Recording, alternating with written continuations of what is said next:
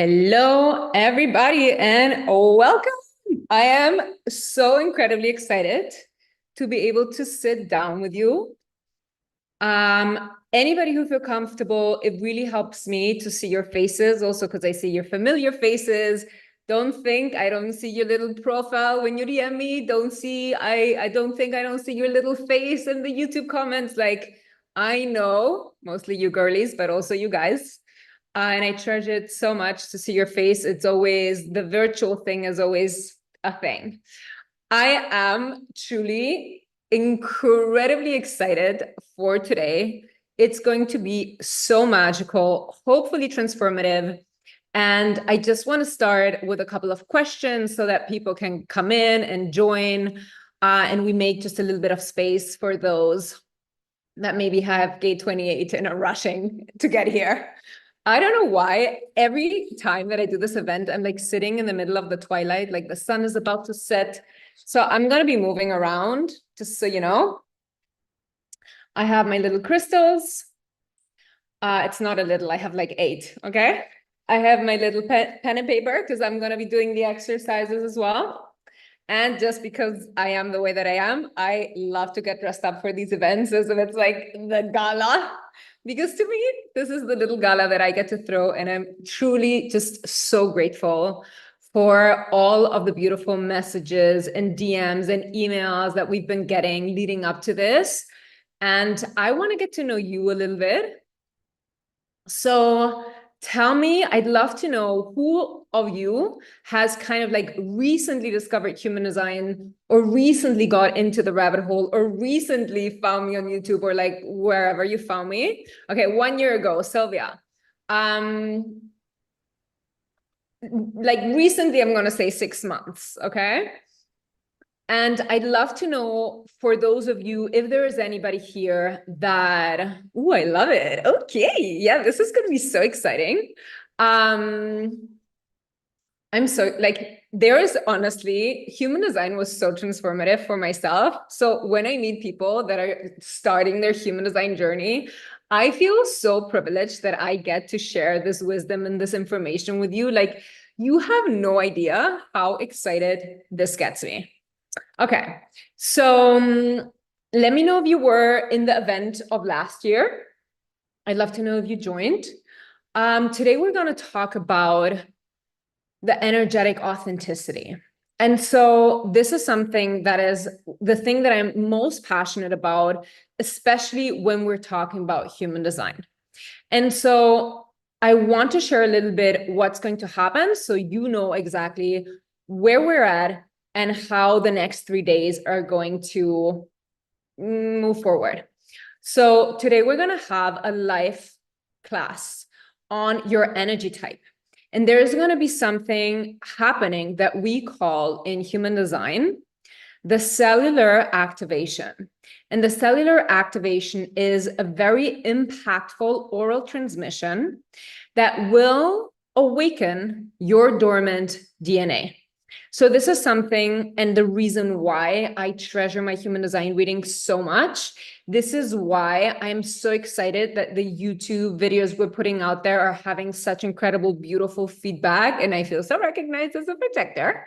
And it is truly because the more you listen, the more you immerse yourself in the auditory experience. So I'm not saying that saving my Instagram post won't be great, but in human design, we have the magic of the oral transmission. So this is a mutation that happens only when you're listening to the human design information. And every one of you that is sitting here today and everybody who's going to listen and rewatch this is going to have the cellular activation. The cellular activation comes through that human design has a specific language that resonates at a certain frequency that is here to awaken your dormant DNA. And so what will happen is that you will notice in the next couple of days that the information will start to settle on a cellular level, and you will start seeing the world through the lens of energetics. You will start to see the world through invitations, through responding, through recognition, through informing. You will really start to gauge and get a taste of what it is to have an understanding of energetics. We live in a time, in an era that is so special and so unique. And we have every single information that we want at our fingertips. But there's one thing that we're just starting to grasp, and that is the understanding of energetics. Before we start, let me know in the comments what your energy type is so that I get a feeling of who we have in town. I don't know what that come from. Protector. Okay, generator. Yes, I love it. I love it. Oh my God, so many manifestors. Yes. Oh my God, this is so exciting. Amazing. Beautiful. Love it. Ooh, we've got a reflector. This is honestly, this is my favorite sign ever. Having reflectors. Please, reflector, report back to me how you felt during this. It's going to give me great feedback for day 2 tomorrow. This is so special and so beautiful. There's this concept in human design that is the concept of the fractals. And so the fractals are the pieces of soul that were closest to you when the Big Bang exploded and we became trillions of pieces of consciousness and of souls. And so when we meet people and we cross path with people and we connect with other people, like there is a reason all of you have connected today here. We all have connected. There's a certain frequency, especially if you enjoy the aesthetic of how I present things, you have a certain sensibility that nobody else has. And therefore, you're all connecting on a similar frequency, no matter where your paths are and where they're going. Right now, we're interconnecting in this incredible, beautiful space of oneness, of openness, and to really have this hopefully very expansive experience. Because this event is free, and this happens to me as well, I really want you to take a moment and take a deep breath. And we're going to do this by actually rubbing our hands together so we can ground some energy.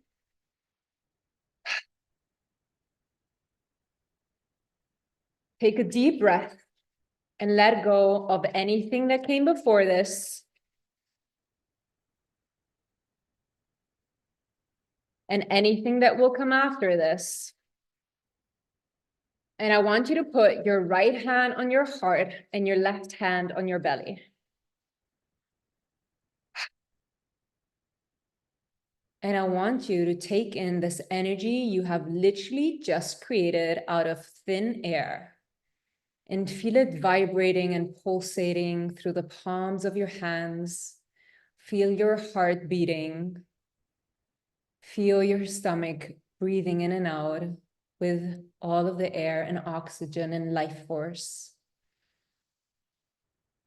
And because this event is free, and I am so grateful that I'm able to do this, and my team has put so much work into this, and I just want to take a second to thank my team from the bottom of my heart, because I literally couldn't do it without them. And a lot of times when we get a chance to get something for free, it opens up an incredible door of opportunity to have access to something that we might not have access to yet. But on the flip side, we can sometimes take it for granted because it doesn't require sacrifice from our part. It doesn't require an effort from our part. And so just this moment to make a commitment to yourself that you're going to show up for your highest vision of self, for your highest self, for your dream life, that you're going to show up and be open to receive whatever it is that you have come here to get today, to uplevel your life, your heart, your soul, to connect to the visions and the dreams and the hopes, and to make your deepest desires just a little bit more true, to get closer to them, and to be open to receiving what you already know belongs to you.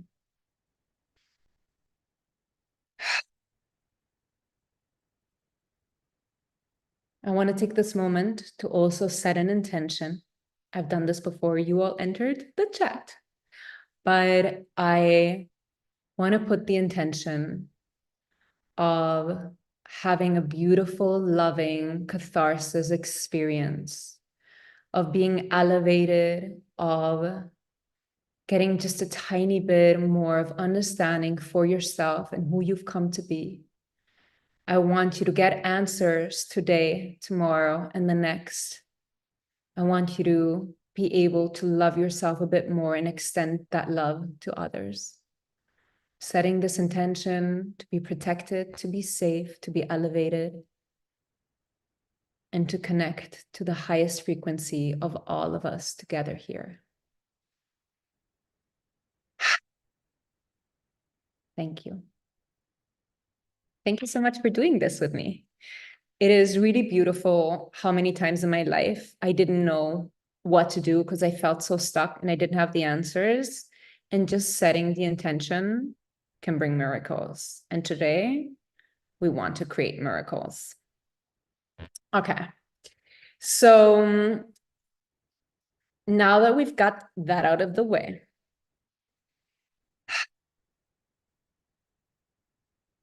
I'm going to start with explaining what energy is, because today we're going to talk about your unique energy. Before everything, there was energy, and energy, it filled eternity. There was no time, there was no space, nor motion. It was boundless energy, and that was the only reality. The infinite force of energy, and this is important, had one single impulse: to share endlessly. Share what? Share itself. Energy is here to be shared, and that is what it means to act godlike. Every single one of us has a soul, and that is a part of that energy and that consciousness that broke into trillion of bits and pieces from the beginning of everything, the Big Bang. I like to call this energy the creator, God, the universe, but my new favorite is calling it the light. Why? Because just as sunlight expands to fill and illuminate a dark room, light expands and illuminates eternity. A single ray of light contains all the colors of the rainbow. The light contains all shades of fulfillment. The light is the source of the fulfillment we seek, and all of our actions are actually in pursuit of the light. What did we say was the light? Energy. What are we constantly? In the pursuit of energy. And this is going to be important because as we discuss each energy type today and how you can actually embody it, because the number one thing that I get asked is, but how do we live this out? And ladies and gentlemen, as a living and breathing 3-5 projector, I am going to guide you through how you can actually use your energy type to connect to the light so that you can act godlike and receive all shades of fulfillments.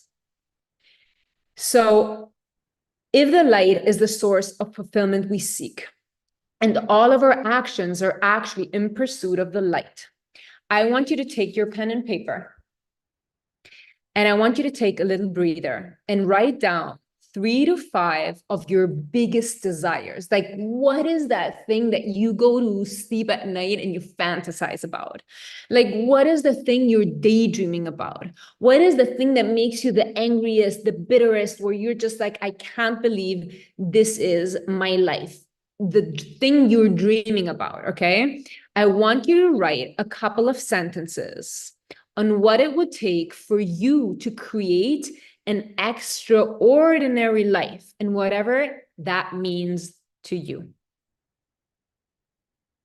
Okay, I'm going to give you a couple of moments and I'm not going to share the music because I'm not a technological girly and I feel like that's going to put a lot of stress on me. So beautiful silence it is.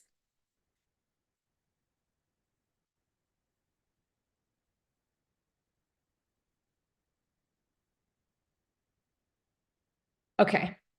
I want you to write down 3 to 5 sentences that will connect you to what it means to live an extraordinary life. Because if there is one thing that I'm passionate about, is that you have the power and the possibility to create your dream life. You get to create and decide the kind of life you want to live.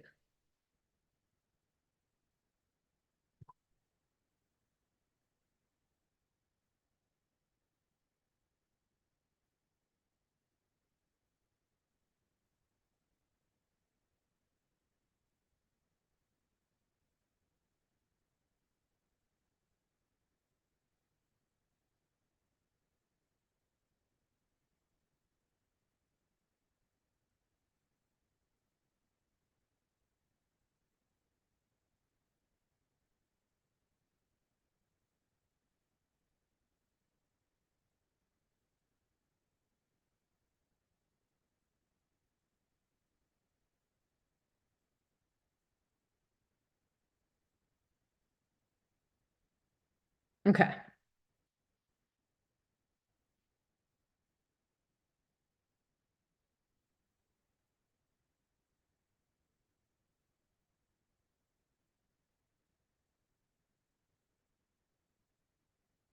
If you're here, it means that you feel different than others.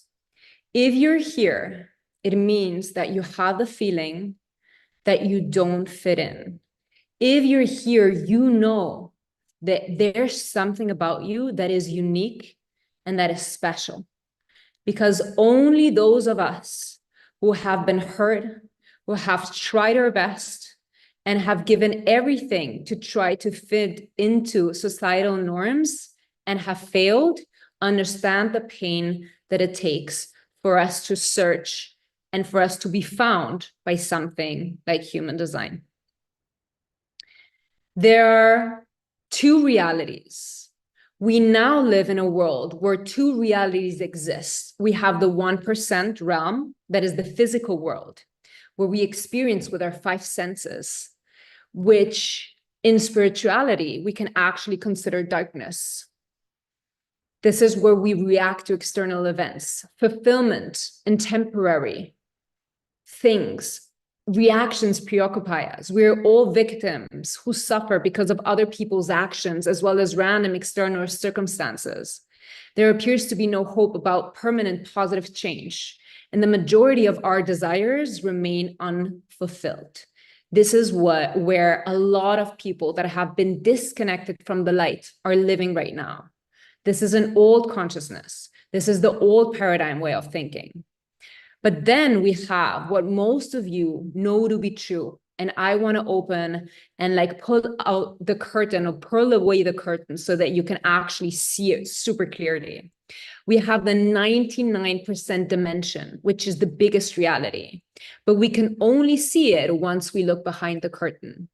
And that is the magical world of what we can't touch. And that is the world of absolute order, perfectionism, infinite spiritual light, a realm of action rather than reaction, and the source. This is where we have a world of total fulfillment, infinite knowledge, and endless joy, a dimension which we can initiate positive, lasting change. And it is the place where we manifest for our 1% world. And this, ladies and gentlemen, is where human design comes in. And this is the language and the wisdom on how to create energetic alignment to move into the 99% so that you can impact and create the life your soul desires in the 1%. So let's get into it. What actually is human design? Human design is the science of our aura. And we all have an energetic body that is around 2 arms lengths, 3 meters big. And if you haven't tried this, I really want you to just take a moment and like feel this space out. Actually imagine that this is twice your arm's length. So it doesn't matter, everywhere where you walk, every time you walk through the supermarket, every time you cross the street, your energetic body is interacting with somebody else's energetics, okay? We're constantly influenced by other people's energetics. And here's the thing, everything in your life is matter, meaning everything in your life is energy. Once we start understanding our own energetic authenticity, we can understand why we have resistance in our life and how we can move back into flow. And so I truly believe that we've come into this lifetime completely whole, and our soul is whole and knows exactly what experiences, what chances, what opportunities are meant for us in this lifetime. And so what happens is that our aura is the password. Our aura has the key to connect the things that we want into our reality. But what happens is that we have this process of conditioning that we talk about in human design. And this cellular activation you're receiving today will start the deconditioning process. And you will start to unravel and things will start to change. And you will start noticing miracles and magic happening and resisting, like opening up, and really a new kind of reality and a new perspective arriving into your life.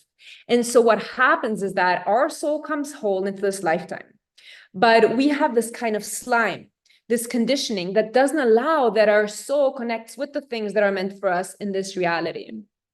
And this conditioning comes from when we were little and we showed ourselves authentically, but a part of our whole authentic self was not accepted, was not loved. And we had to reject a part of our whole authentic self in order to feel loved and safe in our environment and with our caretakers.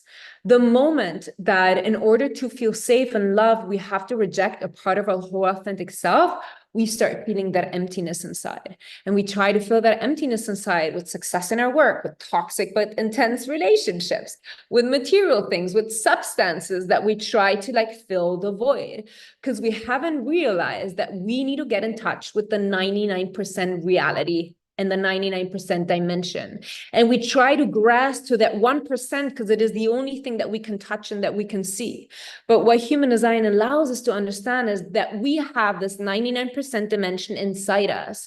And that when we connect back to our whole authentic self, when we bring up and we bring back that healing and love and understanding to those parts of ourselves we personally deem too unlovable to accept, that we can actually find wholeness, that we can actually get back to our whole authentic self. And when we have that wholeness, when we get back to our whole authentic self, it is like that slime is disappearing from our aura and our soul can connect back to the things and the opportunities and the chances and the people that are meant for us. And so I have had so many rock bottoms.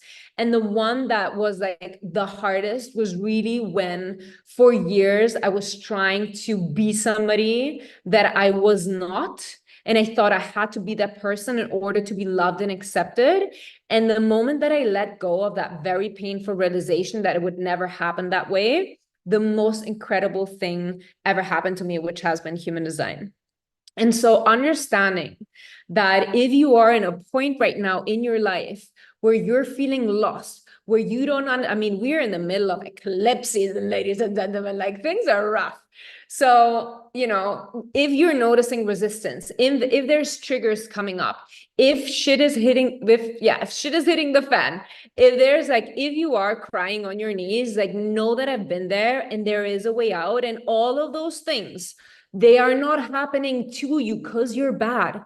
They're not happening to you because you're broken. They're not happening to you because you don't deserve to have better. They're happening for you. They're happening so that you stop walking onto the direction that is taking you off the path of your purpose. But we are so immersed and our survival is so connected to trying to be safe, trying to be loved. I want you to have curiosity, empathy, and love for those parts of yourself that feel like they're keeping you stuck. A lot of times what happens is that We know we need to get to this other place, but we don't know how. And we see ourselves repeating our patterns. We see ourselves behaving in a way we said we never would again. We see ourselves doing shit we no longer want to do, but our survival mode is keeping us safe and trapped in the same bullshit and loop that we already know. Most of you that are here are incredibly conscious about what is making you not move forward. But instead of hating what you feel stands in the middle of who you are and who you want to become, I want you to fall in love with that gap. I want you to be curious what that person needs, what the version of yourself is asking for, why they are there. Everything that's happening in your life is happening for you to get to know yourself better, to find more love for all parts of yourself, to heal unconscious parts that are trying to call your attention that you might not want to look at because it's too fucking painful. And I'm telling you, I've been there and I sometimes am still there and things are intense, and that's life. And that's how we grow. And that's the new consciousness. And that's how we fucking elevate and we become the highest versions of ourselves, because we become the highest versions of ourselves, not by frolicking in like a fucking field, which is great when you want to do that, like do that. But the way you are going to become your highest version of self is when you start doing the shit you know you have to, but you're not doing. And I know this is a harsh reality and you can come hate me. That's okay. And honestly, just take with you what resonates and don't what doesn't. And that's okay. I love you anyways, remember. Okay, so I'm going to go through all 5 energy types. And I want you to understand that even though I am not talking about your energy type, you will have a lover, you will have a parent, you will have a child, you will have a boss, you will have a coworker, you will have an enemy and a friend that is any of these other energy types. So I recommend that you take this as a deep dive on Human Design Energy Types 101. I'm going to break down the most important things and I'm going to explain them in the way that I hope is going to be crystal clear so that you can get the most out of this. And yeah, if you feel like, oh, I already know everything about the energy types, if you have obstacles in your life is not your dream life, you have not understood what the energy type is. And if you're like, no, but I actually really know everything about the energy types, then I still invite you to stay open, because every time we listen to something, there's something new that's awaiting us. And actually, even for the next following days, if you feel resistance to join, if it's too late or it's too early, or it's like the day that you feel the most resistance towards might be the day where you get to hear the biggest lesson that you need to hear. And I see people smiling, so you guys know what I'm talking about. Okay, so I prepared some beautiful little slides, but I'm very bad with technology. So we're going to see if I manage to do this in a way that is cute. Okay, we did it. Cool. Okay, let's start with the projector. The projector is 20% of the population. And the projector has this very focused, penetrative aura. They have an aura that is constantly looking towards other people. The projector will actually, literally, like if you look at this image, right? This is the aura that is penetrating, and it's going right to the personality center of the person they have in front of them. So if you don't have your human design chart, I think somebody in my team has put it or will put it, but really think about, your soul is in the middle of your chest. And so what will happen is that you can actually really sense how the projector is penetrating your soul. Projectors are here to see behind your bullshit. They will see beyond your mask, which is also the biggest pitfall of a projector, because you know what will happen? Projectors will always see your potential. Once you have been seen by a projector, there is no going back. The way that you can fall in love with yourself by seeing your capacity that the projector is able to sense through their penetrative focused aura is an absolutely transformative experience. The projector is here to guide other people, because projectors see things so differently from anybody else. So projectors are here to make things easier, faster, more affordable, quicker, just streamline things that already exist. We're not here to invent things from scratch. We're here to make everything faster and easier. Why? Because we see the potential in people and we don't want people to waste their energy. Projectors have this incredible gift of really being able to see the things other people don't see. And they're like little birds that are sitting on the tree, watching how all the other energy types are like trying to make it through the wilderness. And every time one of the energy types has an issue, they will call out to the projector, projector, projector, come help us out. And the little bird projector is watching everything from above, is like, listen, you got to find this and this and this.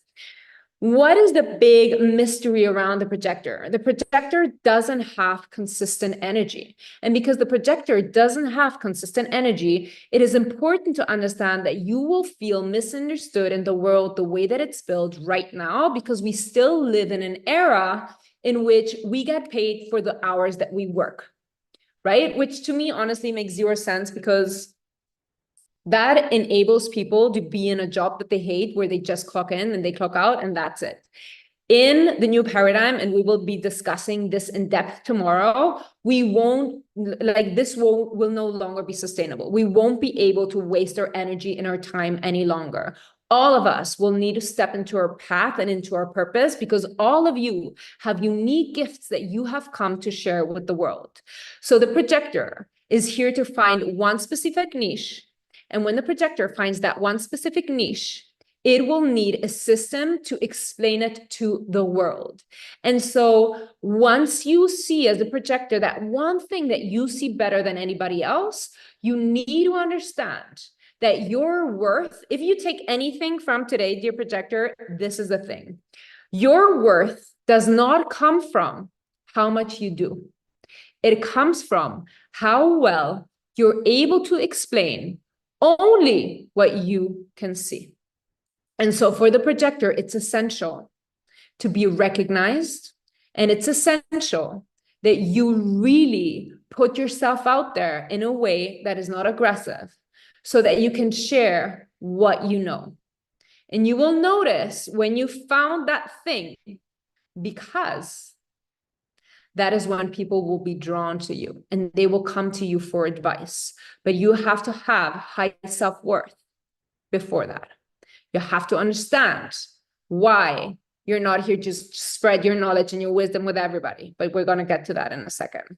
So as a projector, you have a penetrative, focused aura, and your purpose is to guide other people, find the system and the way to explain it, and understand what your specific niche is. You will know that you found your niche because you don't burn out, and you do that for the rest of your life, and you gain mastery in that one thing that you're obsessed with. If you're lost, if you don't know what your niche is, learn anything that fascinates you. I discovered human design 7 years ago. Everybody thought I was a fucking freak. And that was okay to me because I was obsessed. People would look at me like, you're weird. Also, all the people back then, people weren't conscious back then. There was no awakening back then, okay? That was pre-COVID, ladies and gentlemen. Nobody had like that. It was not a cool thing to be a spiritual person. It wasn't spread like it is now, which I'm so grateful for. So when you trust that you just love what you love, that is when the things will unravel. Let's move on to the generator. The generator has this incredible, beautiful, open and enveloping aura. The generator is the kind of person that goes into a room and just like sparks fly. They smile. There's a light that just gets like the world gets illuminated. And the generator is really here to be constantly creating. So you're here to share your life force. You're here to share your excitement. The generator has this incredible capacity. Really, it's a very feminine energy. The aura is magnetic. When you're in joy, when you're excited, you pull the right people and opportunities your way. You don't have to force. You can trust that the right things at the right moment will come your way, no matter what happens. And so you are the creator. Everything that you see that's happening in the world, that's happening everywhere, is because of a generator. it's really, the manifester is like the big bang, the explosion, the thing that started everything, and the generator is the builder. And a lot of time generators get discouraged because it feels like you're just here to work. That is a false narrative. You're here to enjoy life. Another really big misconception is like, oh, generators, like they should just do one thing. And it is true that you're here to focus on this one thing. Generators have this innate, aligned generators have this incredible capacity to have consistent stamina. Like the way that you will find a solution to the problem with consistent effort, to me as a projector, is just amazing. Like I can watch generators and I'm like, oh, whoa, you guys keep going. Like that is wild to me. So the more you focus on doing what you love, the more energy you generate and the more you are in your purpose. And contrary to the projector that is focused outward, you have a defined sacral center. And that defined sacral center is that motor, is that consistent energy. And that consistent energy is tied to how excited you are about life and how much you love what you're doing and how creative you are doing what you're doing. And the more you do what you love, the more energy you create. The more energy you create, the stronger your aura gets, and the more is the potential to invite and to respond to incredible opportunities in this lifetime. So as a generator, you're here to energize people. You're here to be contagious with that exciting, juicy, sensual energy that is like activated when we watch. I don't know if you've like watched on TikTok, these people who are just like drawing and you're like magnetized because they're drawing or they're creating something. Generators, all generators. I mean, probably not, but I'm just saying. It's that thing that you get magnetized because you're like, whoa, this is incredible. It is pure creative force. The manifester. The manifester is only 7-8% of the population. But the manifester is a very potent energy type. It is the most potent energy type. The manifester has a closed aura. And this is incredibly important to understand because I think there's a lot of misconceptions. On the internet, people like to say they have a repellent aura. I hate that word. I don't think it's accurate. My daughter is a manifester. I have this at home and I have seen this in real life. And what it is your energetic body is that energetic support for you to tap into your authentic self. It is that thing that impulses you. So as a manifestor, you're here to create things from scratch. You're here to have the big vision. And I know a lot of manifestors feel like it's so much pressure, but just know that this feels like a selfish process. This feels like, oh, I'm just getting to enjoy like putting my vision into the world. You're here to invent things. You're here to do things from scratch. You're here to be in a position of leadership. You are divine masculine energy. And this goes also for my lady manifestors, for my female manifestors. And maybe it goes specifically, very intentionally to my female manifestors, because we live in a society and a lot of the stuff on social media is like divine feminine, divine feminine.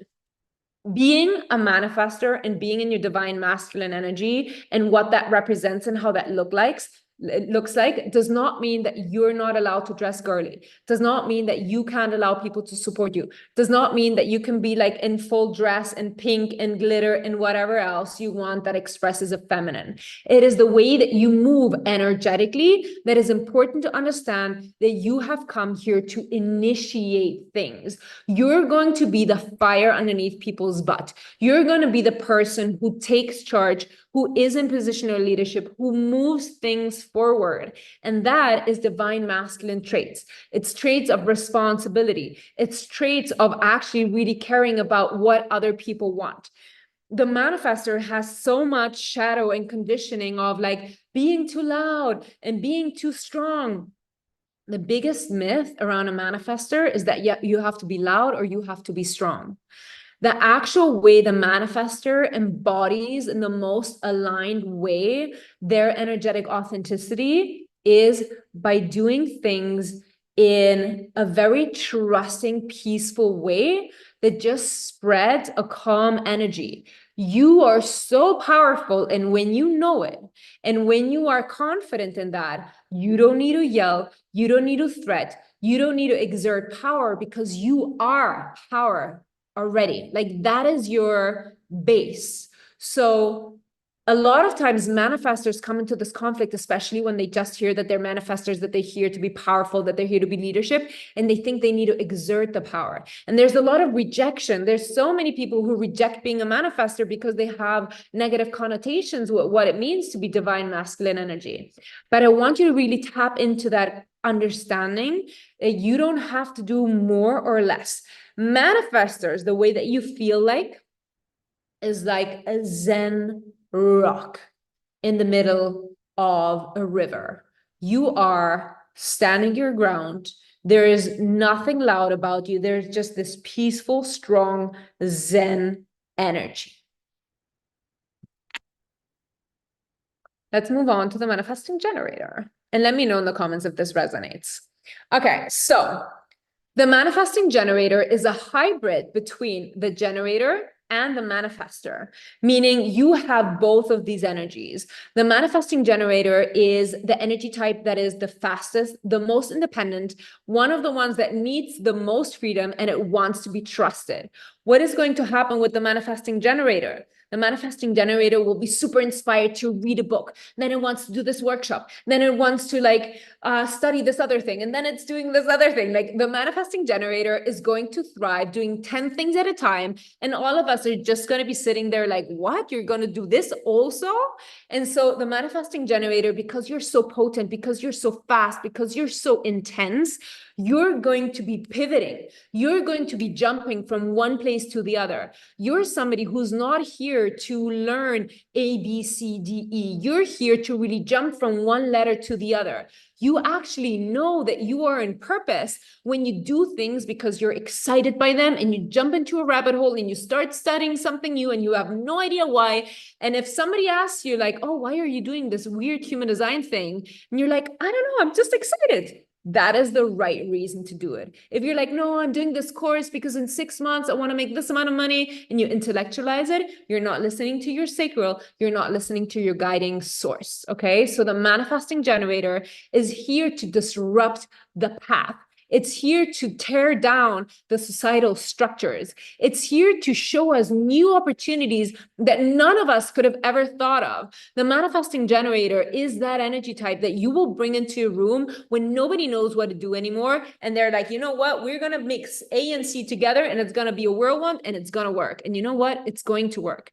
Manifesting generators have a really hard time because they're so dominant and their energy is so strong that so many people don't know what to do with it. And oftentimes the manifesting generator will have the feeling that either A, they're doing too much and they're doing too much for others. So they're like, oh, I have all this energy and I know I'm here to serve. So I'm going to take out the dog of my neighbor and bring my grandparents some croissants. And then I'm going to help my brother with their studies. And then they're doing constantly things and their energy is like a rapid fireball and they still feel stuck. And they're like, why am I not moving forward? Okay. The other thing about the manifesting generator is that they might be just so constantly pivoting from one place to the other that they feel that they don't have their own space, that they feel shameful, that they feel afraid, that they feel like other people think that they don't know who they are or what they want to present.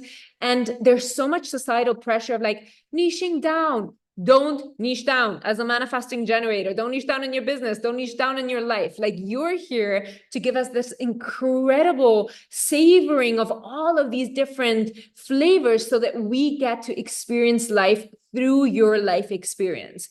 You will not have one thing that you specialize in. You will have an array. You learn in a way that is horizontally a little bit of this, a little bit of that. But that makes you an incredibly curious person, an incredible, interesting person to talk to get to know you, because you have all of these little tools in your toolbox. Okay. And last but not least, we're going to get to the reflector. And the reflector is only 1% of society. And the thing that I hear most about reflectors is like, I am so tired of always being described in the same way and nobody has anything fun to say.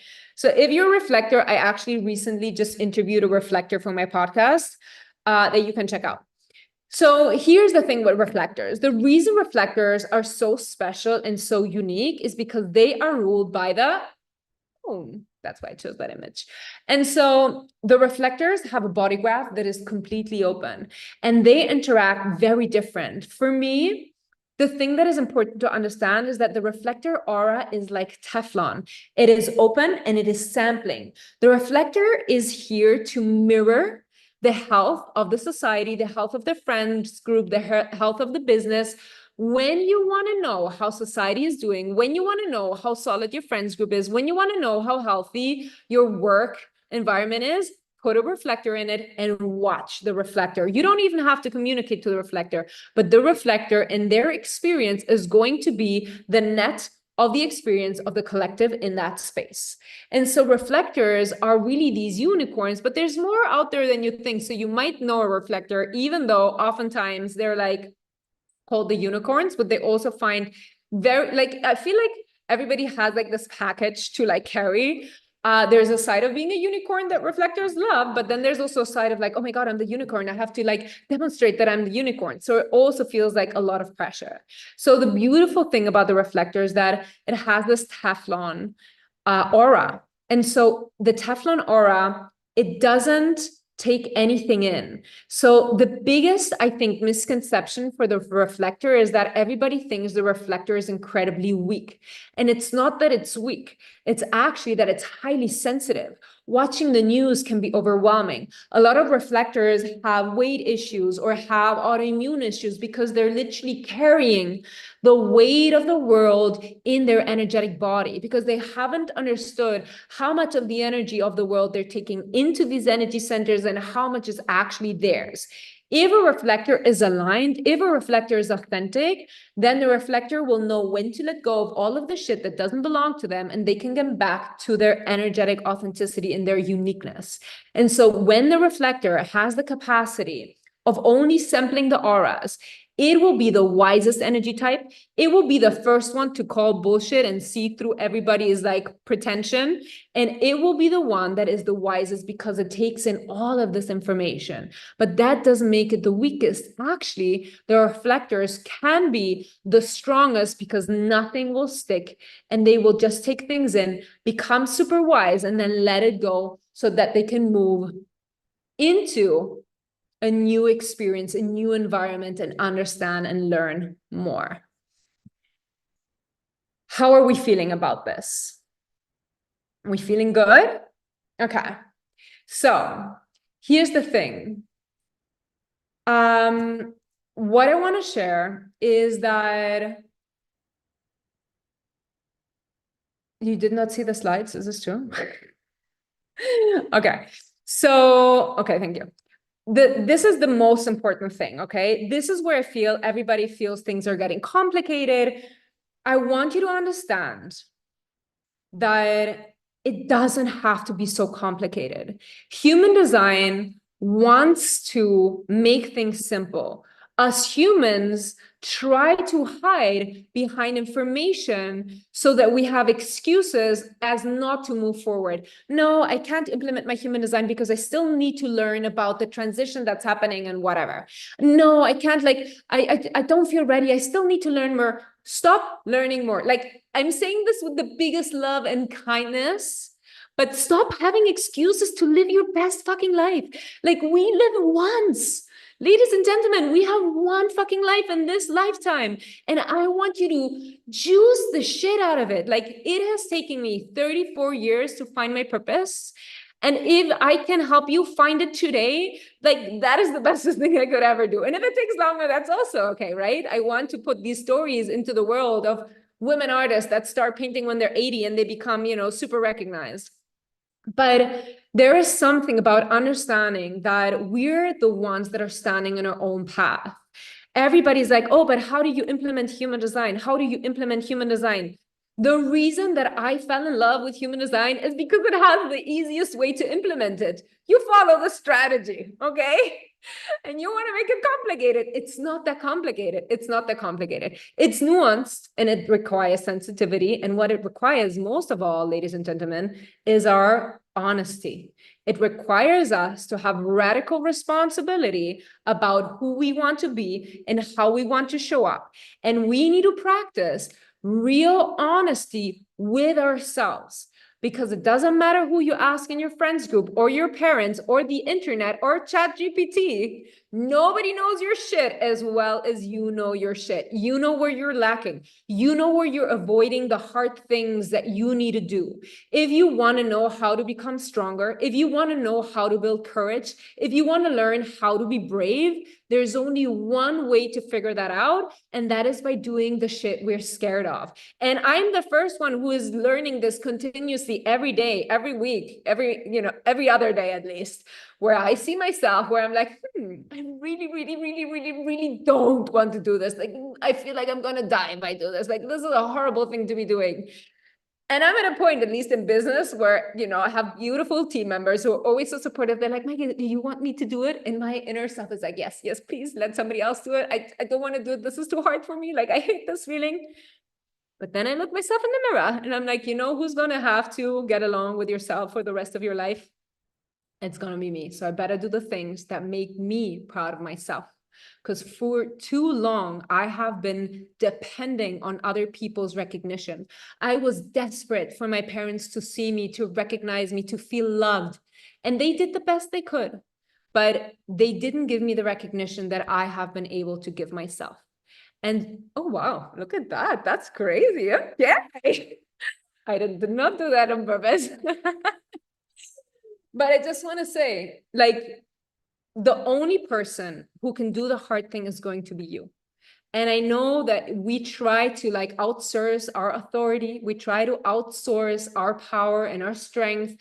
And human design is a perfect excuse. And I don't want that excuse for you. This is not what I'm about. I don't want you to take human design as an excuse to keep you small. I don't want it to be an excuse to judge other people. I don't want it in any way to create any kind of separation. It is really a tool that hopefully will help you find more trust within yourself. Human design is not here to tell you what to do. It's here to give you the tools so that you can start trusting your inner self. Because your mind is fantastic to get inspired. Your mind is fantastic to find solutions to problems, but it's not here to guide you through life. Your body holds the wisdom that will take you onto the path of your purpose. But we have been so disconnected from trusting our, primal body. Like, it's been intellectualized that the mind is our safest place to be, but it's actually not. And so the strategy is the one specific tool in human design that is going to give you the exact tangible tool to live at your energetic authenticity. Okay, so let's get into it. The projector. Drum roll. You have to wait for the effing invitation. Yes, ladies and gentlemen, there is no other way around. There's people that are pissing me off on the internet. They're like, you have to plant a seed. No, there's no planting the seed. There is no bypassing your energetic strategy. Your strategy is how you collaborate with the universe to remove resistance and move into flow. What happens, and this is where our energetic trauma comes in. We have actual trauma, and then I'm bringing in a new layer of trauma, which is energetic trauma, okay? What is energetic trauma? Energetic trauma looks like I go to the playground and I see a little boy who's a projector, and he's there with his father, and they're playing with the trucks. And then there's another group of boys who are playing football. And the father says to the projector son that's just minding his business, doing his thing, go and play with the other kids. And the projector boy is like, no, I don't feel comfortable. And the father is like creating pressure, like, come on, you have to like man up, come on, go play with the boys. So the boy is looking to the dad like, okay, I guess this is what I'm learning to do. And what is the boy doing? He's moving against his natural way of acting. Why? Because he wants to please his dad, because he wants to have the recognition, because his father is teaching him what it means to be a man. So the little boy leaves his trucks and goes to like play with the boys. And the boys look at him like, what a loser. We don't want you playing with us. And then the boy is in the middle of that incredible, enormous, uncomfortable feeling where he's going against his own energetic, authentic understanding of knowing that he needs to wait to be invited because of the pressure of the father. But then the reality of his energetic experience is getting rejected by these boys because there isn't an invitation. And that is where we create that energetic trauma, where we have this pressure to please, this pressure to be loved, this pressure to fit into society. And you see this little boy struggling between his own truth that is getting eradicated because we don't have the consciousness yet to educate our children with energetic authenticity or have the understanding of energetics in general. And it's trapped between like, oh, I need to initiate, I need to be part of the boys, but the boys are rejecting me. That is deep-seated fear of authenticity. That is a really strong, painful experience to have. And so we need to understand that the moment that we put in question, or the moment that we notice that we are not acting in our strategy, no matter what your specific strategy is, I'm going to go through all of them, but that is the moment that actually you have to become self-aware and conscious that you're being afraid of being seen for your whole authentic self.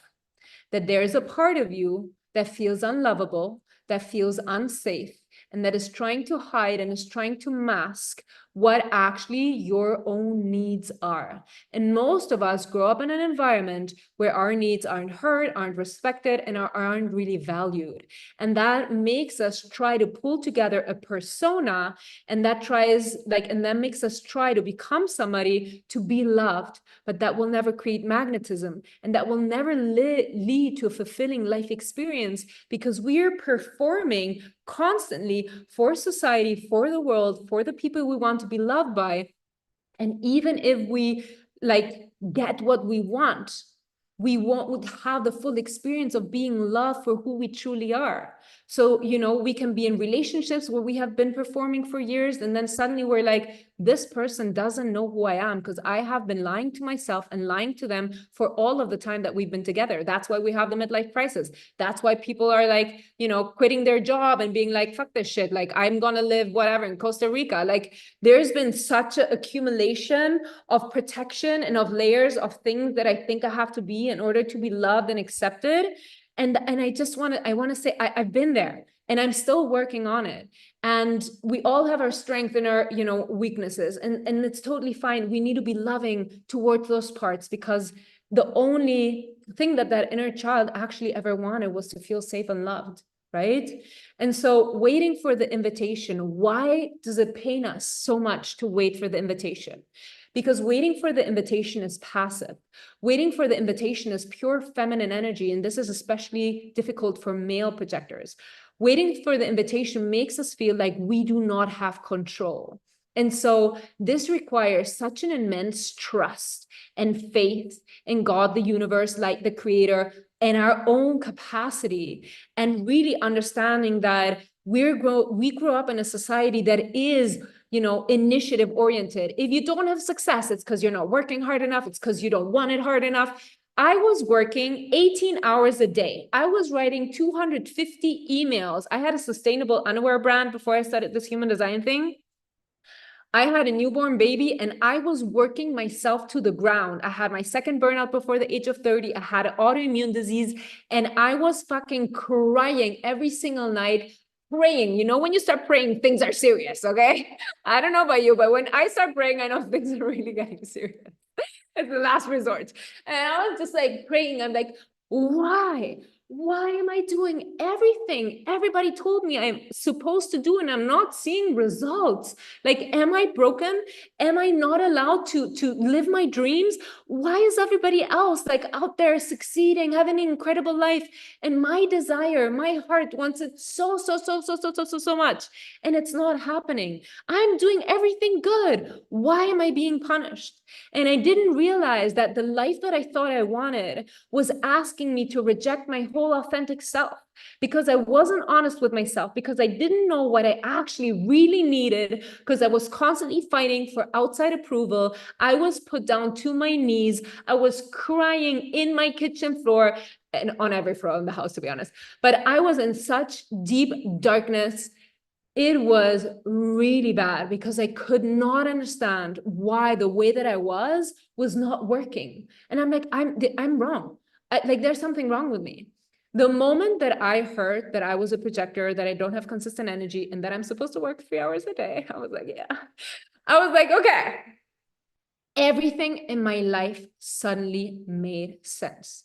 The reason you have to wait for the invitation is because you have the capacity to see things people are not ready to see. Only when people are recognizing you, there is an opening in their energetic body, and that's when your wisdom can land. If you try to give people advice, if out of the goodness of your heart, and I know you're doing this out of the goodness of your heart, you're trying to give people tips and you're trying to share your information and you want to help people, and they have not recognized you or invited you, that wisdom is just going to repel. And it's going to make you feel bitter. It's going to make you feel disgusting. It's going to make you feel rejected. It's going to make you feel like nobody sees you. And that is a deep hurt that we experience as projectors. It's like, why do I see everybody so clearly and nobody sees my fucking potential? Projectors have a world of wisdom. You see everything so deep and so clearly, and nobody fucking sees all of your potential, and you can't even get there because you can't fucking initiate. It's so fucking shit. It's like, why does it have to be like that? But this is where the magic comes. This is where the magic comes. The magic comes the moment that you realize only when you wait for the invitation will the right people find you. Only when you trust that you are allowed to lay back and let the right things come to you while you are enjoying your process of learning, of getting deep into your niche, of getting incredibly wise on that one thing that you're fascinated about, without worrying how much money it's going to make you, without worrying how much people will accept what you're thinking and what you're into. That moment that you lean back and you start recognizing your own soul, you start valuing the incredible world that you are creating inside of you, that is the moment everything will shift. So many people tell me like, oh yeah, like human design is for privilege.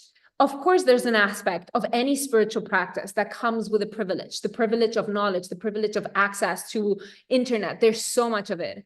But it is this false narrative of understanding that you can only achieve things when you're not in alignment. While human design tells you you won't be able to make money unless you are aligned. You won't be able to find success unless you're authentic. You won't be able to find your purpose unless you start showing up as your whole authentic self. Actually, the only way to get to where you desire to go is by being authentic and being yourself. But you have to trust that it's safe for you to wait for the invitation. You have to trust that the invitation will come. And I'm telling you, the moment that I did that shift, my life got wild. It has gotten so much better than anything I could have ever imagined. I was down to my knees. And I just like the world that I thought that I had to be part of and letting go of the person who I thought I had to be in order to be loved made me feel like I was going to die. But I had to die and surrender completely. And I was like, you know what? Fuck this shit. Nothing of what I've been trying for all these years has worked. So I guess I don't know anything. And the moment that I surrendered and I let go, this whole new world opened up to me.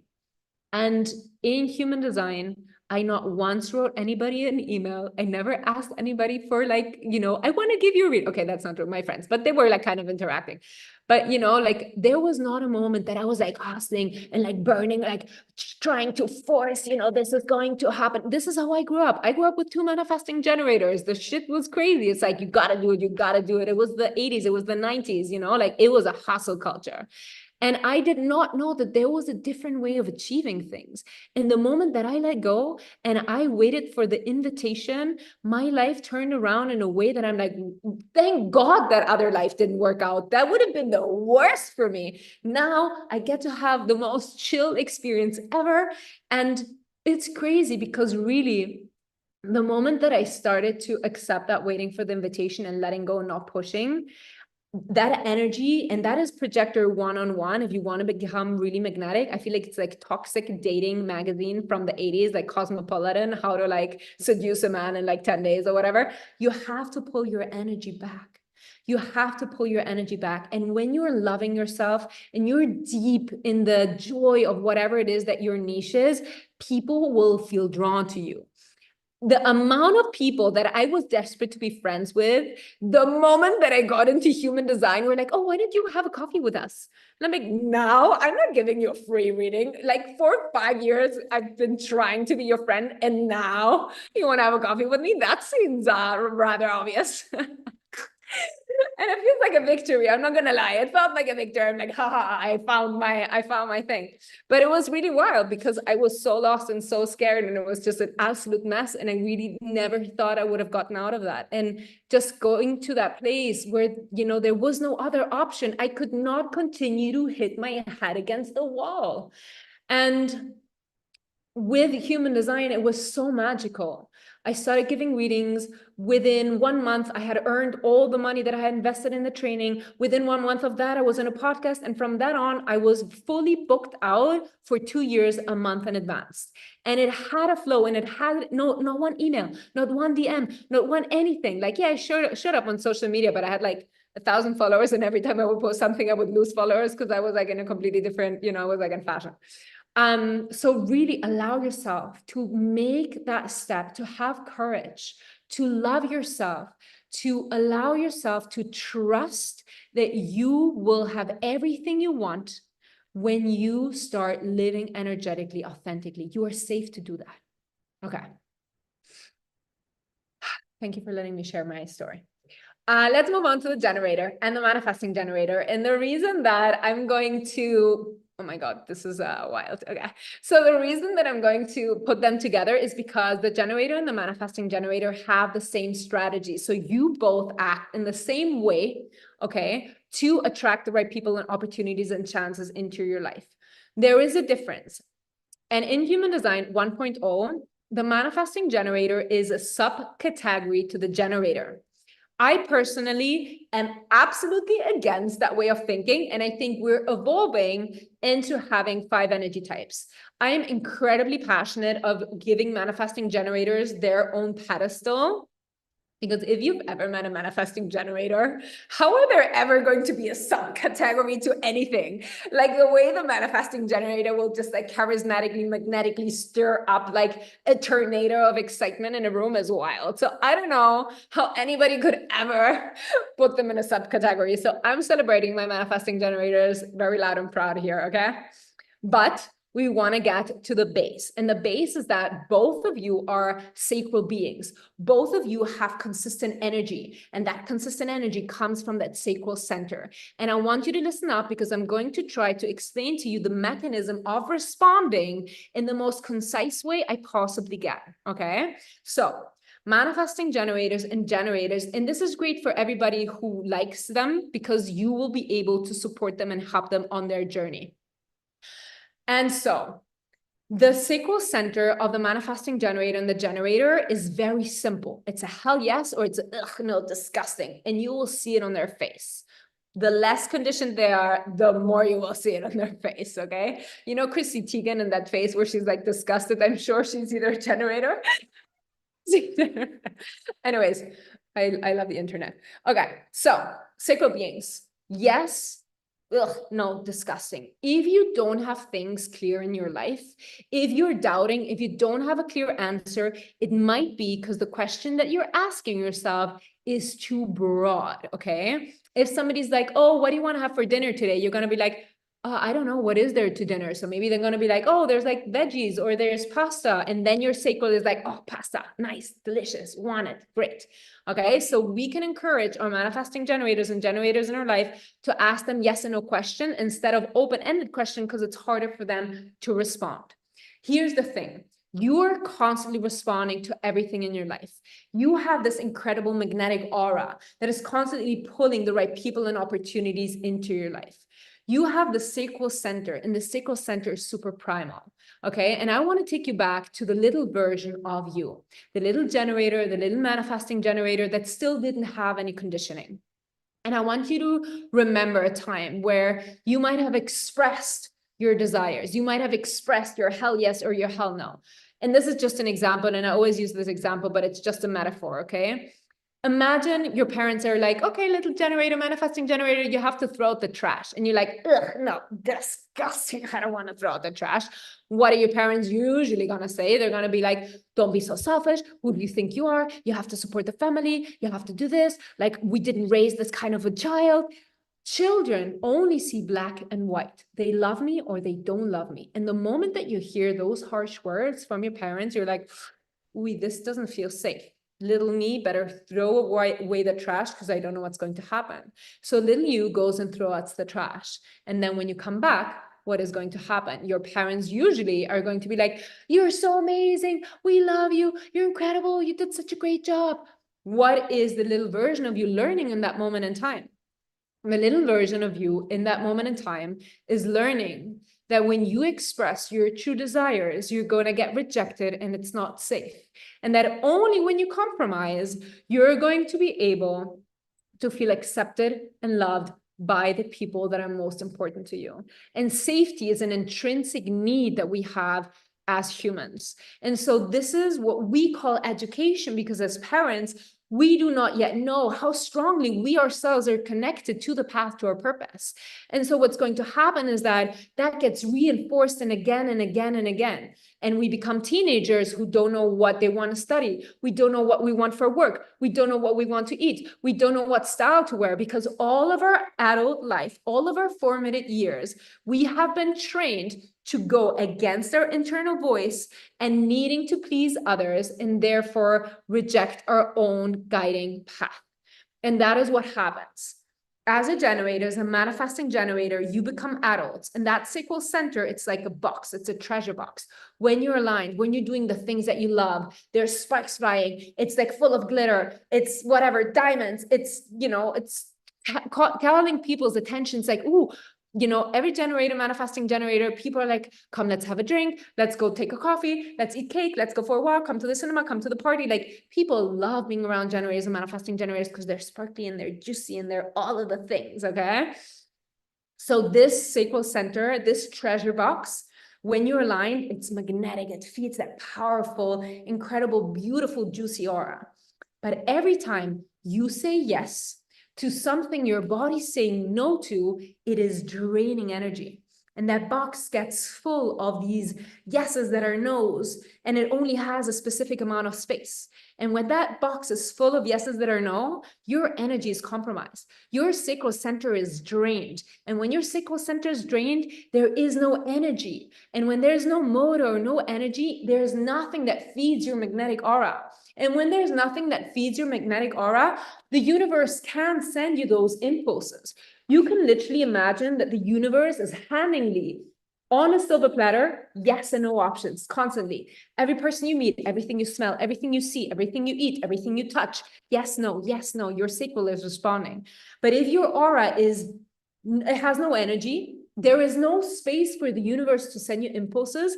And when there's no space from the universe to send you impulses, your sacral center has nothing to react to.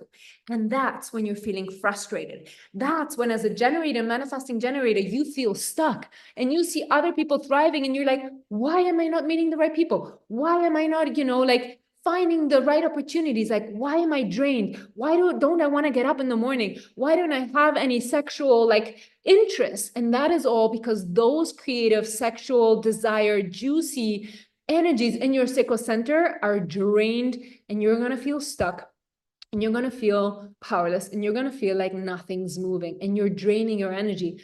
Your energy is your number one thermometer to understand how aligned you are. Okay. And that's when you're gonna get frustrated. And I'm gonna get into the not self theme in a moment. Yeah. Okay. The next we have the manifestor. Your strategy as a manifestor is to inform. I have never met a manifestor who wants to inform. All manifestors are lone wolves. They want to do their own thing. They want to go like, oh, nobody's noticing that I'm here. I'm just going to do my thing. Don't disturb me. But manifestors are so strong and their aura is so powerful that everybody's like, the manifestor, the manifesting, the manifestor. And the manifestor is like getting angry. Like, why are you disturbing me? I just want to be doing my own thing. So the reason manifestors need to inform is because manifestors, when you inform, you open this little door inside your aura, and then people can look in and people can start to understand what it is you want, where you're going, what your plans are. And once we know what your plans are as a manifestor, we know you are the kings and the queens of this lifetime. We understand you have energetic dominance. We do not want to compete. We will actually roll out the red carpet and be like, manifestor, please go ahead and lead me to wherever I need to go. Okay.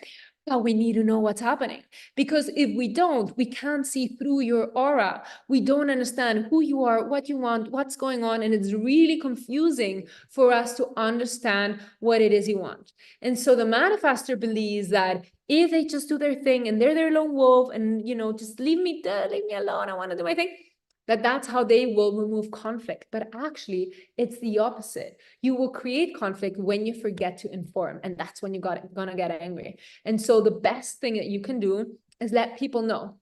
And it's never about asking permission, and it's never asking people their opinion on what you're going to do. It's literally just sharing from the most loving, kind, peaceful place. This is what I'm doing. This is what I'm into. This is what I need, and this is what I'm planning to do.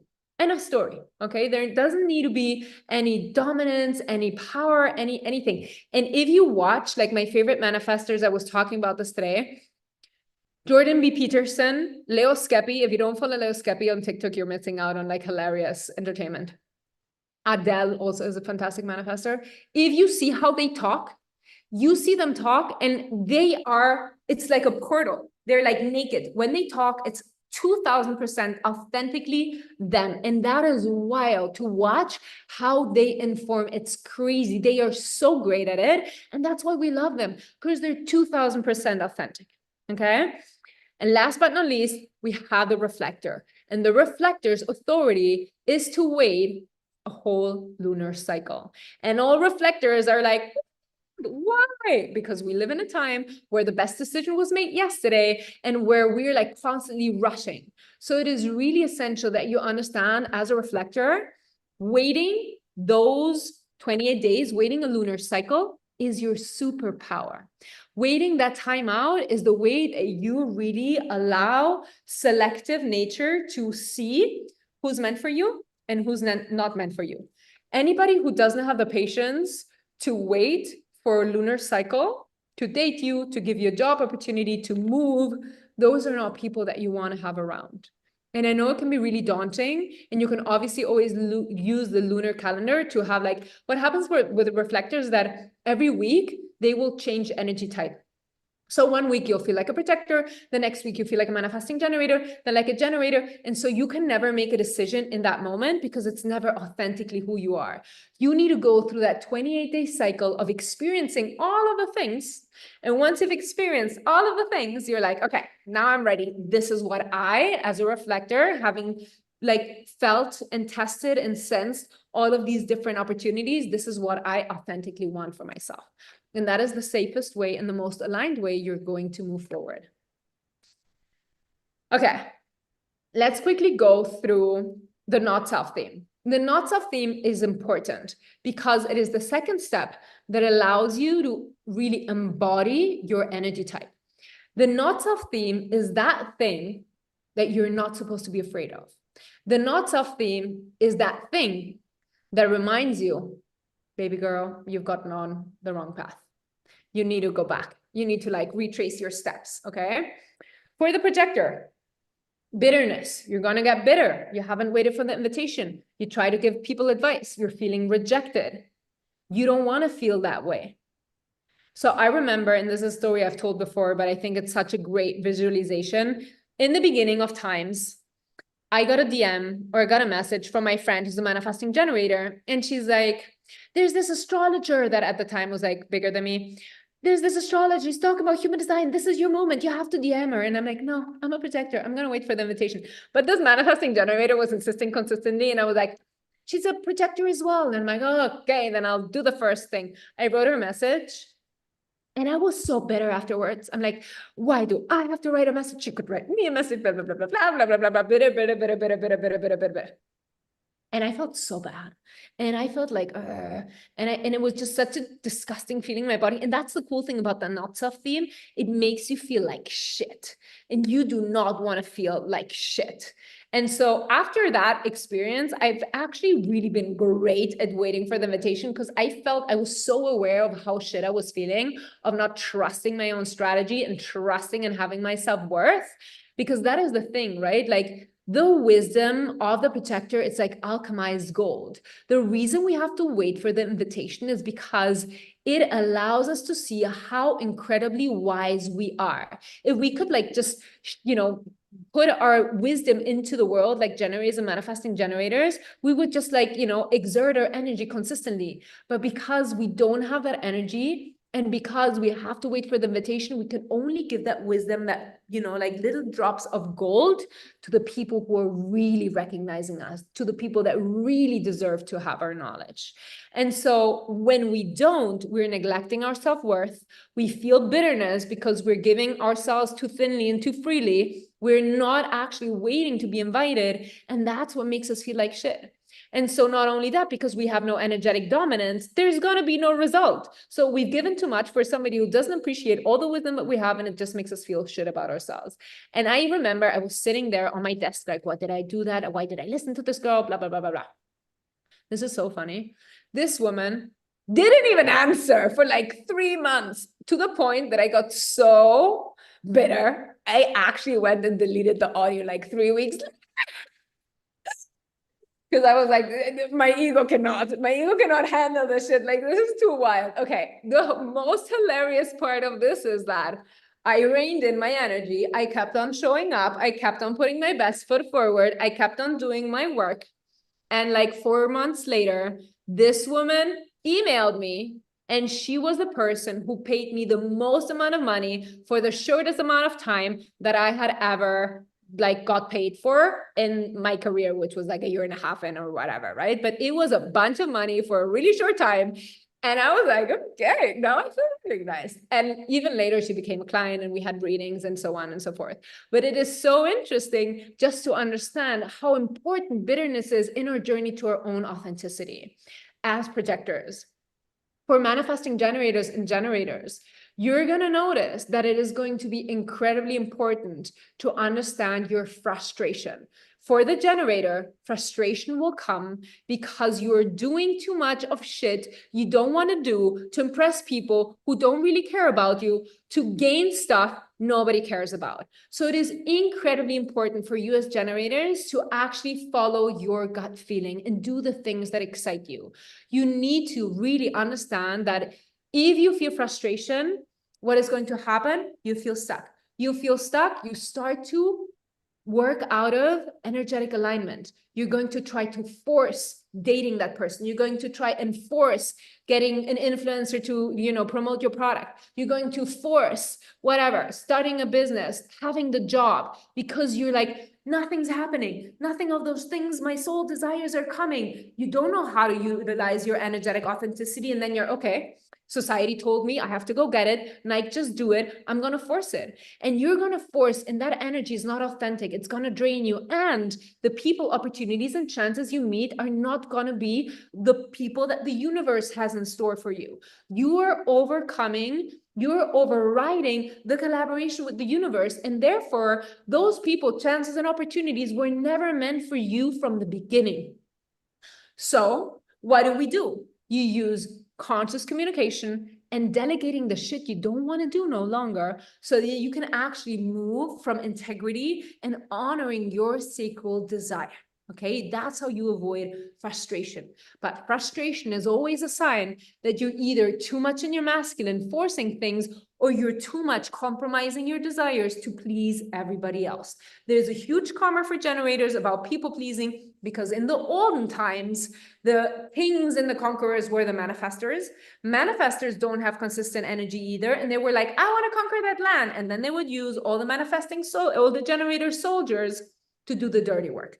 And now generators, as a general karmic experience, they're here to learn to let go of people pleasing. Manifesting generators is going to be similar, but you have that differentiation, which is not only do you have a defined sacral, but you also have a defined throat. And what's going to happen is that you have to understand that even when you respond, you have that sacral first, always your sacral, but then you have the throat and you actually can initiate. But first, your sacral has to be on board. You have to be excited about the person. If you're too much in your mind, or you're too much in that energy, like that's dominant and masculine and very manifestory, and you're trying to like use your logic, you're going to fail. As a manifesting generator, you're going to notice frustration because of two reasons. One is going to be you're too much in your feminine. You're doing. You're never saying anything. You never use that manifestor voice. And you're just like really working away, like doing everything everybody wants you to do, doing the most, but never actually expressing your initiative, never expressing your actual desire, your power to manifest. And if you're in that passive role, like I've had manifesting generators who literally did not have any voice, who have knots in their throat. This happens to manifestors as well. But I've had literal clients, they couldn't talk any longer because they had just been doing and never used that voice, that energy center imploded. I don't want you to happen. I don't want that to happen to you. The other thing that can happen as a manifesting generator, why you will be frustrated is not only because you're passive, but because you're too in your masculine, you're forcing, you're dominating, you're like just, using your force to like get what you want, and you're not collaborating with the universe to get the right people, chances, and opportunities. Okay. And you will succeed. Like a manifesting generator is incredibly powerful. They will succeed to get what they want. This happens to a lot of women, especially if we're looking at the dating romantic thing. Their sacral is like, oh, this person is exciting. I like this person. What happens? They dominate. They use their masculine energy to actually like really take over. And that person, when they're with them, are super excited and so interested, and they have an incredible time. The moment the person is out of the manifesting generator's field, the person has autonomy and is like, am I really into this? Did I want this? Like, what happened? Not that that's involuntary, because the desire gets amplified, right? But there is a moment when that person is no longer in the manifesting generator kind of like energy, that a lot of manifesting generators are like, why do they seem so into me? But then when they're not, they ghost me. That is why. Okay, ladies and gentlemen, we need to really understand that when we are energetic, authentic, we will get the right people, the right opportunities, and the chances that our soul has come here to experience. Our mind has so clear what it wants. We are so conditioned by social media, the desires of our parents, what our environment told us who we had to be in order to feel loved and accepted, that we often don't realize that it's completely different from anything we could ever imagine our life should be. But leaving the door open to possibility for your soul to really lead you to where you're meant to go is one of the most beautiful journeys that you can have. Let's move to the manifestor. The manifestor will get angry, okay? Why will the manifestor get angry? Because of what I said. They want to do their thing, and the other people are like, no, but you're like, why are you doing that thing? And they're going to disturb the manifestor. And the manifestor is like, I'm in my creative urge, leave me alone. And everybody's like trying to figure out what the manifestor is up to, okay? As a manifestor, if you get angry, oftentimes manifestors get angry at themselves. And that can be a very like negative force towards ourselves. That can be a very self-harming experience. So I want you to be able to communicate when you're angry in a very pacific, peaceful way, okay? Because that is the essence of the manifestor. It's peace. So if you're angry as a manifestor, always track back. Who did I forget to inform? Who did I forget to tell what I wanted to do? Where did I miss that step of telling people what I'm up to? Okay, you're going to do us all a favor. We don't want to go after you. We just want to know what's happening. And for the reflector, it's going to be disappointment. And that's really interesting because the reflector's life and the reflector's signature, to which we're going to come now, the reflector's signature and the signature you really have to imagine. I want you to really think about the signature being your highest goal. Your signature is the thing that you have to make your priority. If you don't think about anything, you think about one thing to achieve in your life, think about that feeling of the signature. We grew up in a society that tells us, have a shitty job, save your money, never fucking waste it on a latte. And then if you're lucky, when you're 65, you're going to live the life you dream of, if you are alive, because actually, chances are that's it. So anybody who's here knows like that sounds like a dumb idea. And we all want to live right now our most authentic, coolest version of life. As I said, we are here to create an extraordinary life. And so in human design, your signature, when you focus on that signature, all of the other things you want are going to be collateral.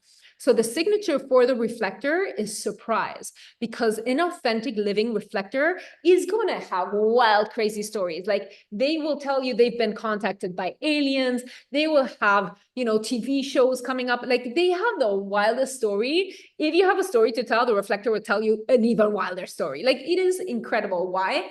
Because when they're authentic and they're open, everything can happen. They can come into any environment. They can mirror and be with any person. But it's scary to be this free. It's scary to be this open. In a world that wants us to be individual, to have a personal brand, to have a font, to have like a niche, the reflector can feel lost because there is nothing to hold on to. Everything's open. That is the beauty and the curse of the reflector. It's like, if you feel disappointment in your life, which is your not self-esteem as a reflector, it's because you're holding too tight. It's because you're trying to control everything. And this is all of the reflectors I've ever talked to, is control has been an issue in their life because they're trying to hold on to things because there's just freedom. And that's a scary place to be. There's nothing to hold on to. There's nothing to be like, this is who I am. No, because you can be any person at any time in any place. But instead of seeing it as something like difficult, I want you to look at it with fun. I want you to look at it with adventure. I want you to look at it with, ooh, I get to step into like a new character, unlocked, okay? And so you know that you are aligned when your life is full of magical surprises, when there's just like greatness happening and the craziest shit's happening to you, you know you're aligned. And so the signature for the manifester is going to be peace. And this is so important because, again, the biggest misconception for a manifester, and the reason a lot of manifestors struggle, is because they don't trust themselves that they are powerful. And because you as a manifester don't have innate trust that you are powerful. And that's not even you to blame for. Like, this is society. Society doesn't want any of us to be powerful. They want us in a 9 to 5, eating shitty food, being locked in the matrix, being of servant to whatever bullshit that they're creating. Nobody knows anything. Like if the COVID hasn't shown us that nobody knew what they were doing, like, I don't know what's gonna, like, we only have ourselves. And so it's really important to understand that as a manifester, nobody is in charge of giving you validation of your bigness, but also nobody's in charge of taking away your bigness. And as a mother of a manifester, I see my daughter, and she is incredibly fiercely independent. She goes up to absolutely everybody. Since she's 2, she orders her food. She goes to the bathroom in the restaurant, like, oh, hi, where's the bathroom? Like, you just learn how to walk and talk. Like, this is wild, okay? But as parents, we get told you're here to, like, tell your children how to live their life, guide them. And manifestors know who they want to be. And we need to trust them for them to find their own path. Nobody knows as well as they themselves what they're here to do. And so nobody has taught us, especially manifestors, has given us the permission to be powerful. And because they don't believe they're powerful, and they hear, and there's a knowledge that they're meant to be powerful, they exert dominance, and nobody wants to be dominated. And the new manifestors of the new paradigm and the human design, they don't want to dominate anybody. They don't want to be kings and queens. They just want to follow their inner creative urges. They just want to do something beautiful for the world. They want to create beauty and peace. And that is their signature. As a manifester, the moment that you create the most peaceful life, and you are peace embodied, and in every space that you enter, you bring peace, that is when you know that all of the success, all of the money, all of the recognition, whatever it is your soul desires, will come to fruition. But your number one goal is how you can create a peaceful life. Generators manifesting generators. Satisfaction.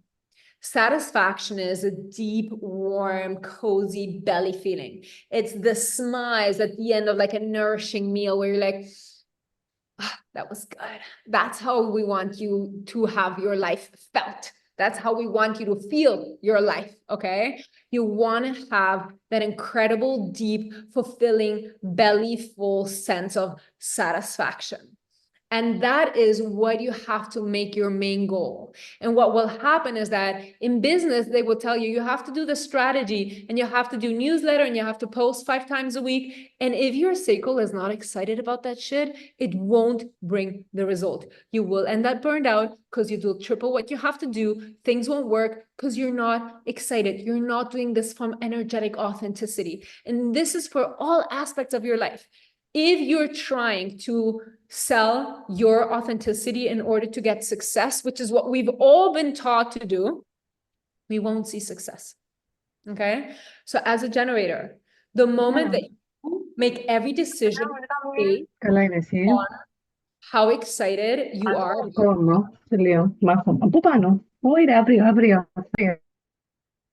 the moment that you start really prioritizing that deep satisfaction in your life, you will get success. You will be seen. You will get recognition. People will feel so drawn to you, but you have to make that your priority. You have to trust that it's safe for you to do the thing you love doing.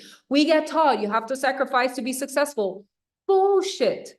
Yes, it's not easy. Expansion, personal growth, and that's what business will bring to you, is not easy, but in life in general. But you have to do the thing you're actually excited about doing. Never, ever compromise your joy for somebody who is telling you how to live your life, because you will end up burnout. You will not accept and be able to sustain the abundance that naturally is drawn to you with your incredible magnetic aura. And the same goes for manifesting generators. Never, ever compromise the 1,000 million things you want to do because there's somebody who's telling you like, oh, that's too much. You as manifesting generators, you need to have people that are sitting on the sidelines and that are cheering you on because what you're doing is revolutionary, it's scary, it's adventurous, and you're literally putting two things together that we've never seen work together, and you're the one that is like leading us into this whole new way of experiencing life. And you're doing things in a way nobody has ever done them before. So if you want to have 3 businesses at the time, don't let anybody tell you you can't do it, because if there's anybody who can do it, it's going to be you as a manifesting generator. Never, ever compromise your satisfaction to fill in a should or a must that anybody has told you. And last but not least, the projector signature, which I think is kind of ironic, is actual success. And it's success, and people can come and hate me in the comments. It's monetary recognition, monetary gains and recognition, okay? And people are like, yeah, but success is different for different people. Sure. For projectors, it's still money, okay? Like you can say whatever you want. Like I understand for generators, satisfaction doesn't necessarily have to come from money, but for projectors, it is money, okay? I don't care what you say. It is what it is. I've never met a projector, and the line projector is like, no, I don't want to have success. Like, no. Okay, so why is this ironic? Because we are the only energy type that doesn't fit into the 9 to 5 where we can just clock in and work and make money. Generators, manifesting generators, you can have a tough time, but you can just start working as a waiter or wherever and be like, okay, let's get it. I can get myself out of this, you know, like you have energy to really like build yourself out of the situation you're in. Projectors, we don't have that sustained energy. So if we want to be authentic, we need to find a way to have passive income. But not only that, we really need to understand that a projector's success is 100% connected to the success of others. So it's impossible for a projector to have success based only on wanting to take. And this brings us back to the beginning when I was saying to be godlike is to share your energy. And if we look at every single profile, not profile, that's confusing, every single archetype, every single energy type, I have described what is your best way of giving and sharing your energy, because that is when you're most godlike. And that is when you will be at the highest point, and only then will you be the one who is receiving. And the more we focus on giving, especially as projectors, we can get so bitter and we can see everybody becoming successful. And we're like, oh, if they can, I can do it too. But we can't because our energy is different. And so the only way a projector is successful, and projector success, the more the projector is guiding people into their success, the more successful the projector will come. So it is impossible to be a projector who wants success and is taking, impossible that they will ever have success. And that's what a lot of projectors think. They're like, I'm here to have successful. And then they're ruthless about taking. They will always end up burnout and broke. As a projector, your personal success is tied to how much you give and how much you help and how much you're of service and how much you guide other people to experience their personal success. Okay. These are the most important things to start living out your energy type. With this, we have completed the cellular activation, and you will notice in the next couple of days how the energy will kind of like settle, how your cellular activation will start ripple through your energetic body, how your personal experience, how your perception, you'll be like, oh, this is invitation. Oh, this is this is that, this is that. We're going to move on to, I know it's way later than anything that I had planned, but this is what it is. I'm going to still do the meditation because I think it's a beautiful meditation. It's a heart opening meditation. With the meditations, I call them subconscious dives because we're accessing subconscious parts of ourselves and we're creating new neural pathways that can change our reality. So our reality doesn't change from us doing specific things, but it's actually collateral of our internal experience. Okay, so these meditations in the next days will support you in continuously to grow and create a different energetic experience and frequency within you. I want to say it helps me incredibly much if you enjoy this to share it on social media, to share it with your friends, to invite other people. It really means the world to hear feedback from you, to know if you've enjoyed this, what are your biggest takeaways. All of these things help me so much. So I'm just going to leave that out there. Okay. We're feeling good? Okay. Oh my God.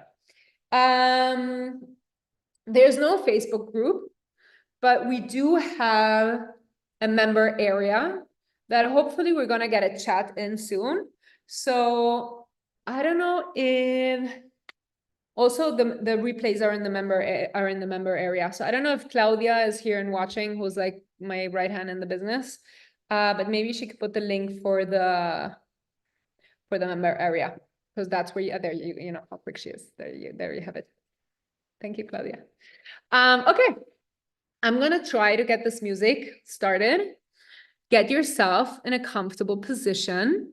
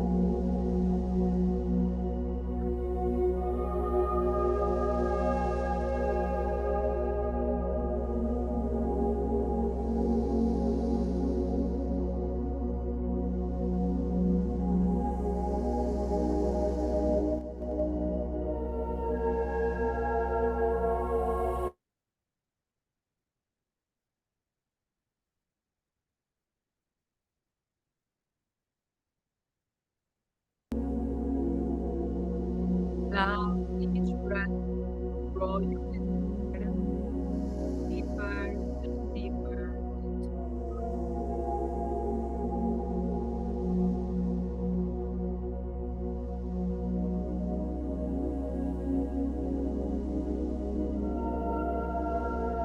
Close your eyes.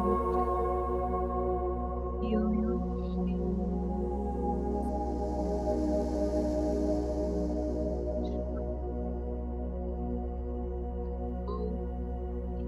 We can't hear you.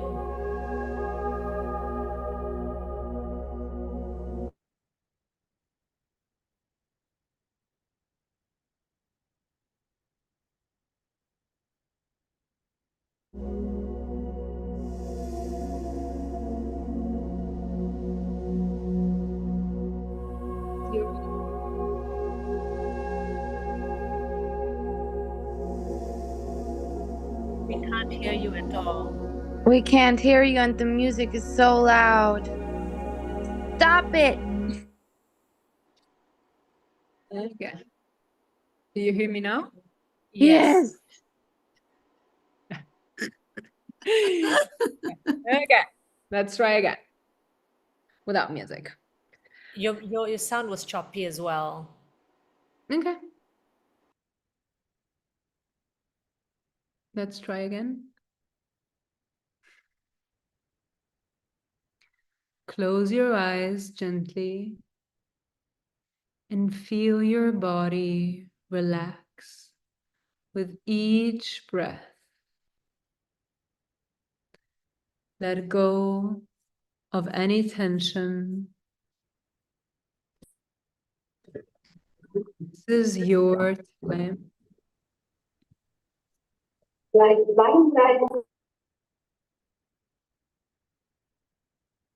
A time to connect with the core of who you truly are. Beyond the noise, beyond the chaos, beyond all that is external. Feel your body on the surface grounding into the earth. Feel the energy of the earth rise to meet you, anchoring you in this moment. You are supported. You are safe. And here, in this stillness, you are perfect, just as you are.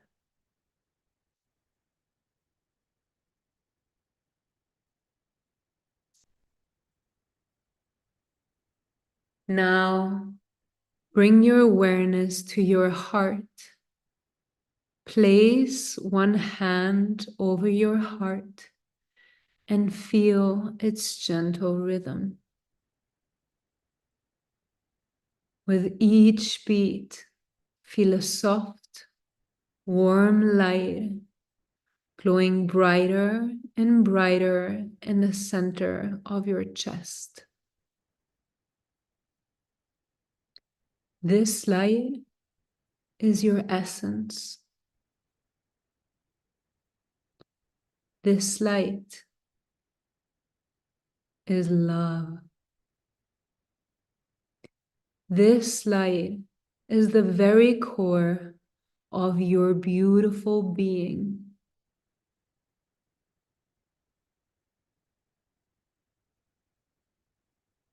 Allow it to expand with each breath you take, filling your entire chest with warmth and unconditional love.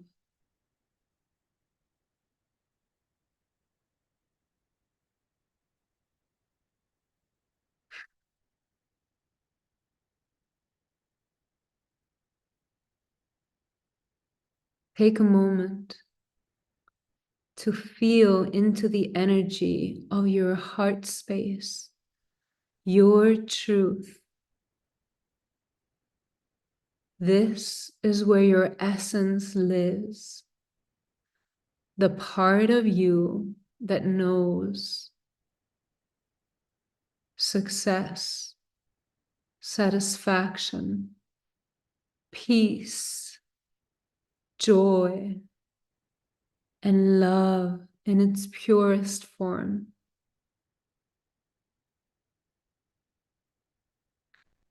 Let yourself sink deeper into this space, knowing that you are infinite, eternal, and connected to something far greater than yourself.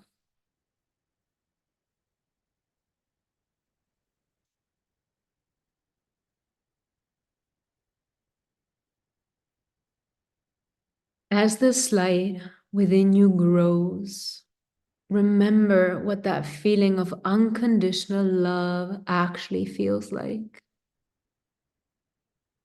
Watching your kids' laughter, the way your lover looks at you, the love you feel for your dog or your best friend when they're happy. This is unconditional love that you feel, and it's expanding even further beyond your body, surrounding you in a glowing sphere of love and warmth.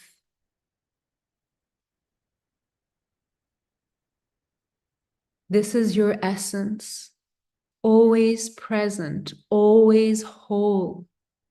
You are love, and love is you.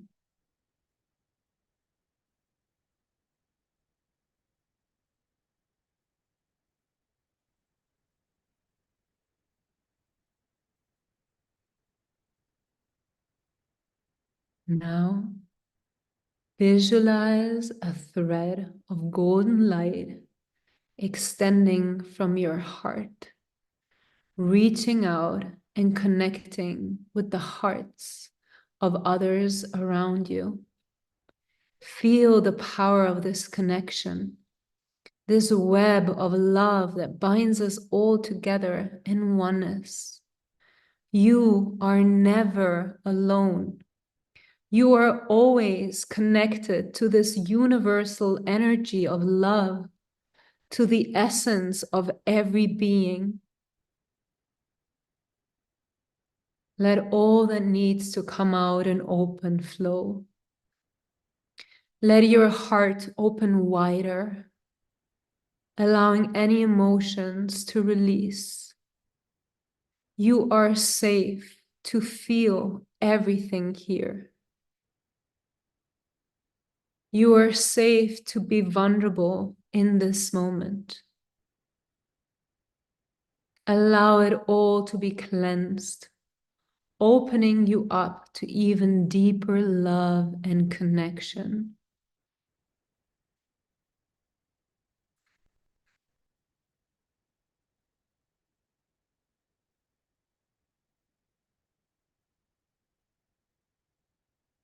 As the circle of light expands, imagine it connecting with the earth,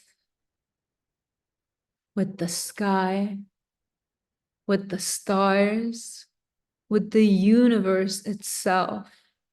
Feel the vastness of your being, the infinite love that surrounds you and flows through you.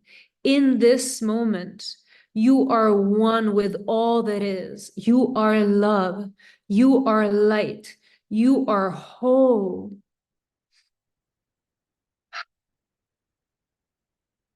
Breathe in this truth.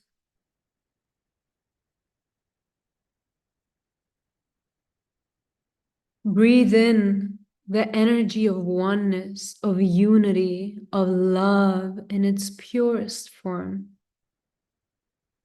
Let it fill every little cell of your tender body, every corner of your being.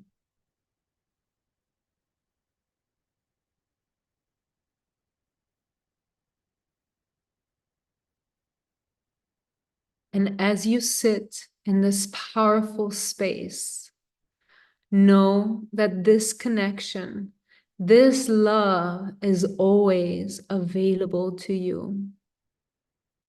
You are never separate from this. You are part of something so much greater, and this love will guide you, support you, and heal you.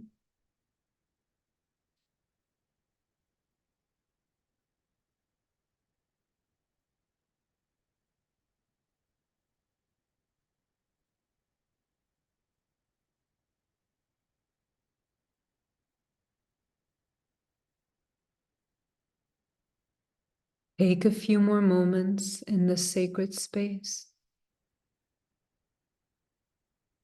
Feel the energy of your heart, the oneness with all, and the deep peace that comes from connecting to your true essence.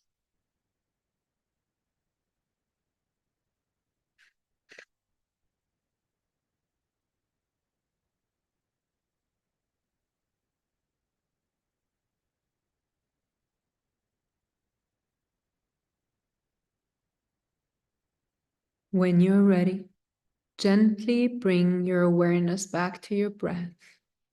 Feel your feet grounding into the earth once more. Slowly begin to wiggle your fingers and toes, reconnecting with your physical body. And as you open your eyes, take this energy of love and connection of oneness with you. Let it guide your steps, your thoughts, your actions.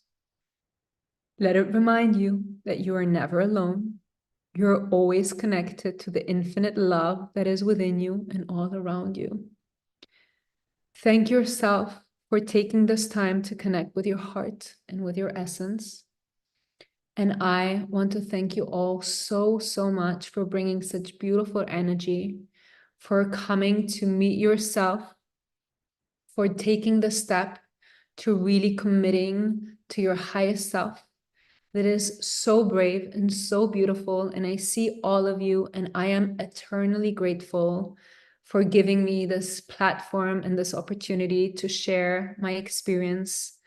And remember, I don't care what anybody says. I love you guys so much, and I see you tomorrow. Thank you so much for everything. Thank you so, so, so much. Yay! See you tomorrow, my beautiful